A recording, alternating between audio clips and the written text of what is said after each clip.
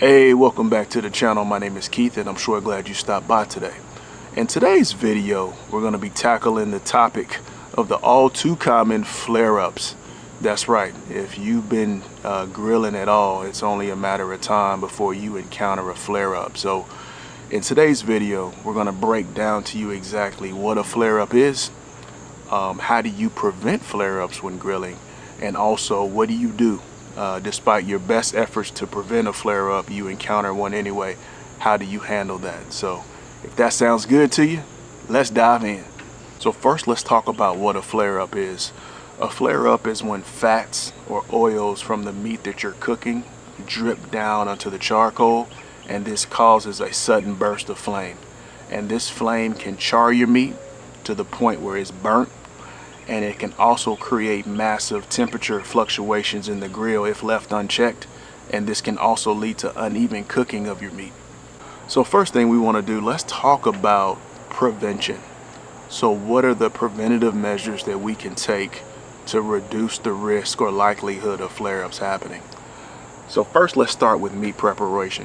One thing you see me do that I like to do is that I will trim off any excess skin or fat that I see on my meat. That's not to say I remove all the skin or all the fat, I'm not saying that, but I will remove any excess.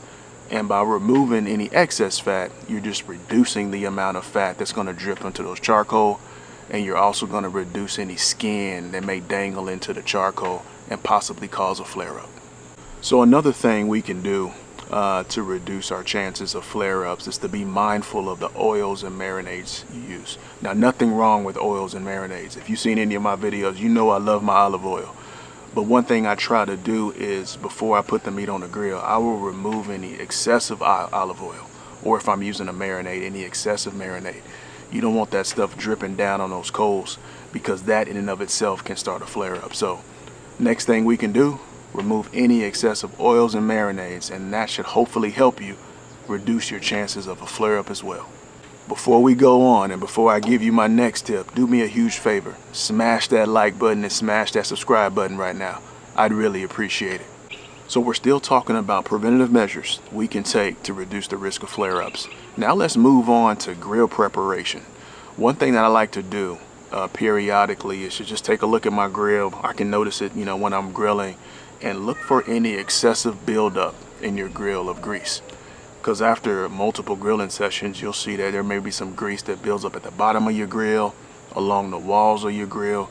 You want to definitely go in every now and then. Get me a nice thin putty knife, and I'll just scrape all that stuff off and then collect it at the bottom of my grill, and get me a nice broom and just get that out of there. You want to do that because if you try to grill with that in there, as that grease gets hot, it's going to liquefy. And as it liquefies, it then becomes another fuel source, right? It can then drip onto a flare-up. Or you may have a flare-up that happens over here, and then it then jumps to the grease that's liquefied, that's on your grill walls, and you can quickly get from a flare-up to an actual flame and fire. So definitely take the time to go in as needed and scrape the excessive grease that may accumulate on your grill. Next thing we can do regarding grill setup to reduce the risk of flare-ups is to clean our grates. Now, something I do religiously and I recommend you do before any grilling session is to, at a minimum, get you a wire brush. If you want one with bristles, without bristles, is up to you, and clean those grates off. And what that's going to do is that's going to remove the grease that accumulates on the top side of your grates. Definitely do that. And one thing though that gets neglected, I think sometimes, that I've got to remind myself of, is to make sure the back sides of your grates are clean, because that grease will not only be on the top of the grates, but it can drip and get underneath the grates. So one thing I like to do for this, as needed on non-grilling days, I'll take my grates out and I'll fill up a tote full of some Dawn soap and some water, and I'll just let those grates sit overnight in water. I'll come back the next day, let that Dawn break down that grease real good, get my brush it off, get the hose it off, and just let them sit and air dry.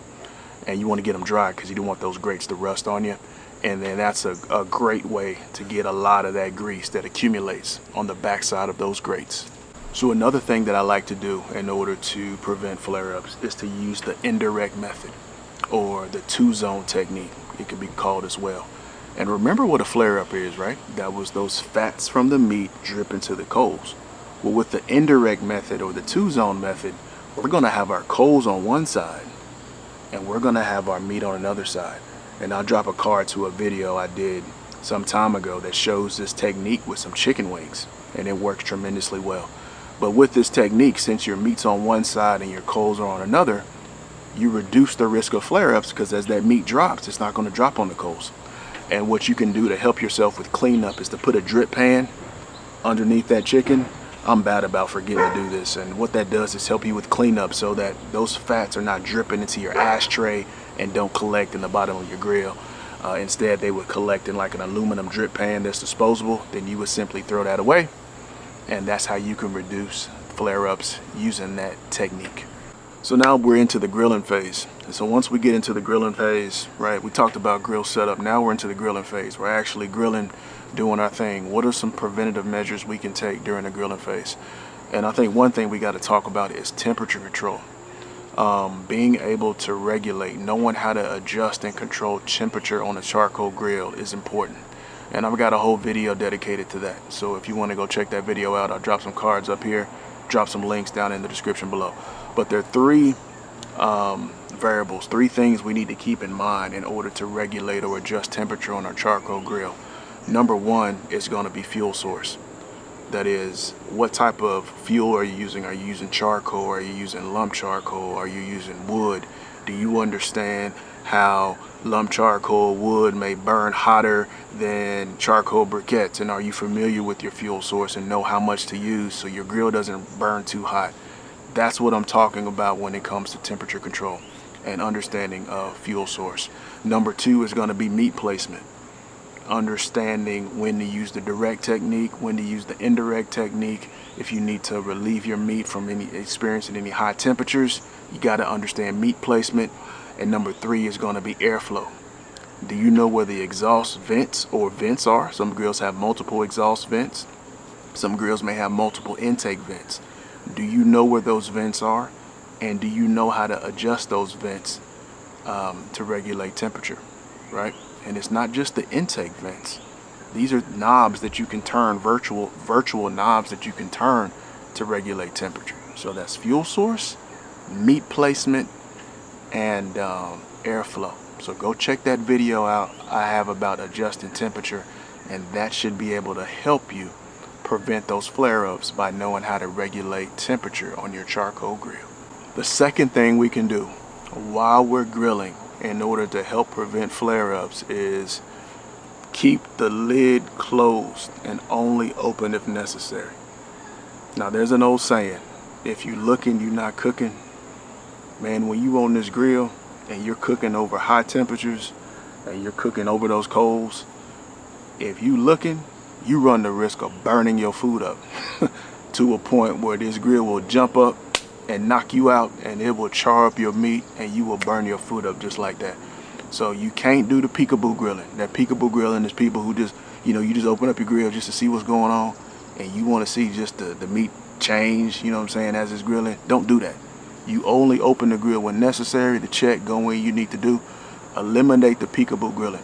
Because what that does is that introduces more oxygen into your grill outside of your air intake, and that more oxygen could be just enough to excite that flare up, get it to spread. Now it then spreads to the walls of your grill because you got grease on the grill, and now you got a whole fire and you end up losing your meat. So definitely keep your lid of your grill closed and only open if necessary to help prevent those flare-ups.